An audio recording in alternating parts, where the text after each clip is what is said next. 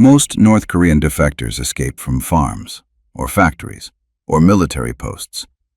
But in 1997, one of the highest-ranking officials in the entire regime disappeared. He didn't flee across a river. He didn't run through the DMZ.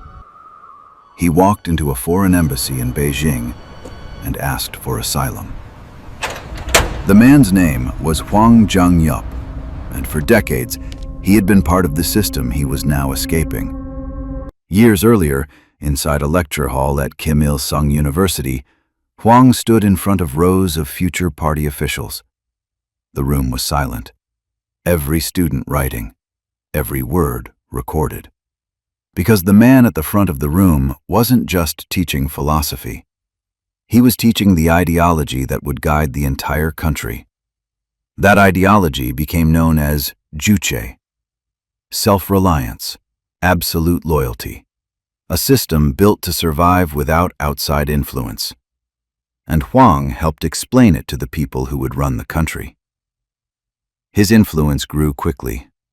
He advised officials. His lectures circulated through the party. Eventually, his work reached Kim Il-sung himself. By the 1980s, Hwang had become one of the most important ideological figures inside the ruling Workers' Party of Korea. He understood how the system worked, how power moved inside Pyongyang, how control was maintained. Few outsiders ever saw that machinery. Hwang did, every day. But by the early 1990s, something inside North Korea began to break, and the man who helped design the system was about to see it up close. Early 1990s. Inside government offices in Pyongyang, new reports began arriving. Food shortages, factory shutdowns, entire provinces struggling to survive. At first the reports were small, local, contained, but the numbers kept growing. Trains stopped delivering grain, warehouses emptied. Soon the crisis spread across the country. What followed would later become one of the worst famines in modern history. Inside leadership meetings, officials spoke carefully. No one wanted to be the first to admit the scale of the problem, but everyone in the room understood it. The system was failing. For Hwang Jang-yop, the situation was impossible to ignore. For decades, he had defended the ideology of Juche, self-reliance, strength, independence. But outside the capital, people were starving. Reports described entire villages surviving on grass, tree bark, anything they could find. And inside the government, solutions were limited. The country had isolated itself for years. Now the consequences were becoming visible. At the same time, power inside Pyongyang was shifting. Kim Il-sung had died in 1994. His son, Kim Jong-il, was consolidating control. Loyalty inside the leadership became even more important. Every official was watched, every decision scrutinized. No one questioned the system publicly, not if they wanted to survive. For someone like Hwang, leaving North Korea was unthinkable. Senior officials were constantly monitored. Their families remained in Pyongyang. Travel abroad was rare, and defections at that level simply did not happen. But in early 1997, something unusual appeared on Hwang's schedule. A diplomatic trip. Destination, Beijing. A routine visit. At least, that's what everyone believed. February 1997.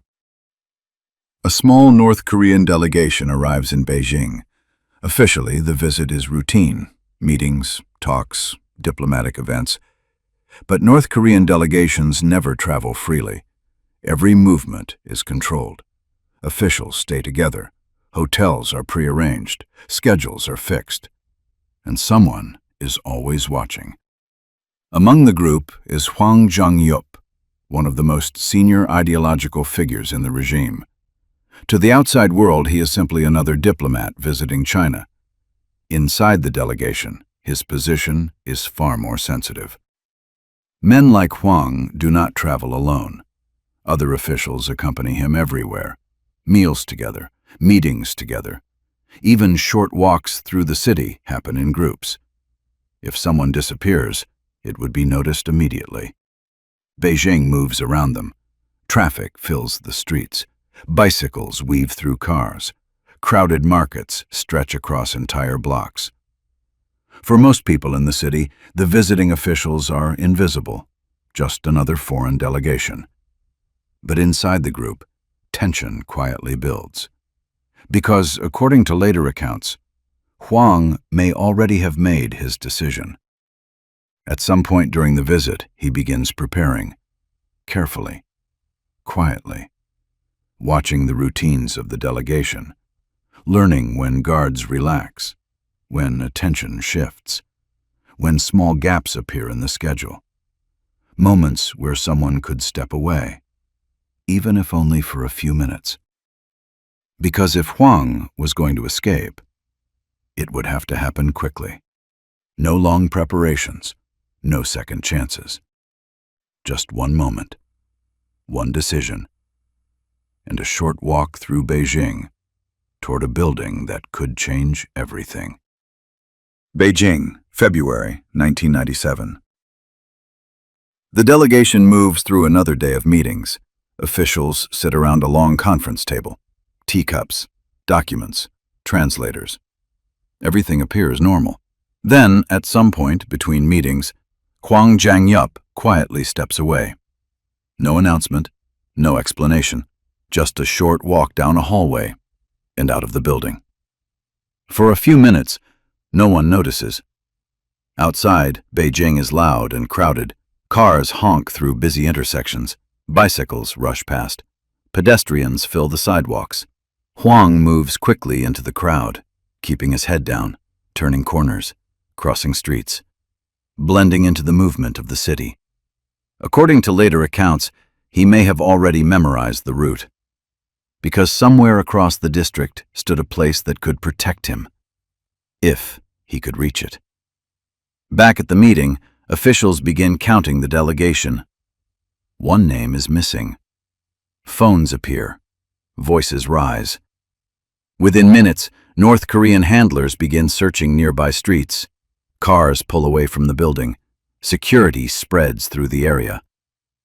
But Beijing is a massive city, and one man has already disappeared into it.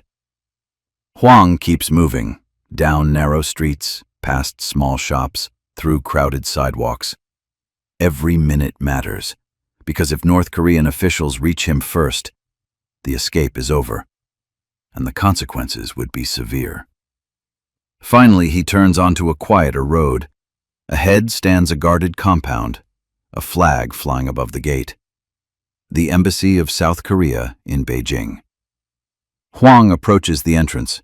Security guards step forward, and the man who helped build North Korea's system speaks a sentence that will trigger an international crisis. He asks for asylum. Inside the Embassy of South Korea in Beijing, the situation changes instantly. Diplomats rush Hwang into a secure room. Phones start ringing. Officials begin verifying his identity.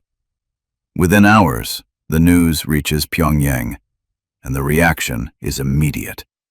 North Korean officials in Beijing demand that Hwang Jang-yop be returned. Outside the embassy, security tightens. Vehicles begin appearing nearby. Officials from multiple governments start negotiating.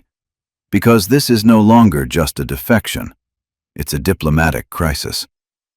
Inside the compound, Hwang cannot leave. For days, the embassy effectively becomes a holding site. Meetings happen behind closed doors. China tries to manage the situation. South Korea searches for a way to move him safely. Everyone understands the stakes. If North Korean agents get access to him first, he will never speak again. Days turn into weeks. Then finally, a plan begins forming. A quiet extraction. One that would move Hwang out of China without triggering a confrontation. Because now that he had escaped the delegation, the real challenge was just beginning. Getting him out alive. After weeks inside the embassy, the plan is finally approved. Quietly, without public announcement, Hwang Jang-yop is moved out of Beijing. Security vehicles escort him to the airport. The departure is fast, controlled, no public statements. Hours later, the plane lands in Seoul. For the first time in decades, Hwang is outside the system he helped build. South Korean intelligence immediately begins debriefing him. Meetings stretch for hours, then days, because Hwang isn't just another defector. He understands how the regime actually works, who holds power, how decisions move through the leadership, how loyalty is enforced inside the ruling Workers' Party of Korea. Very few people had ever described that system from the inside. Now one of its architects was explaining it. Over time, Hwang begins speaking publicly. He criticizes the leadership. He describes how ideology was used to maintain control, and he warns the world about the nature of the regime. For Kim Jong-il, the defection is a humiliation. One of the system's own designers had turned against it. But the real irony of the story is simple. For decades, Hwang helped explain the system to North Korea. After 1997, he began explaining it to the world.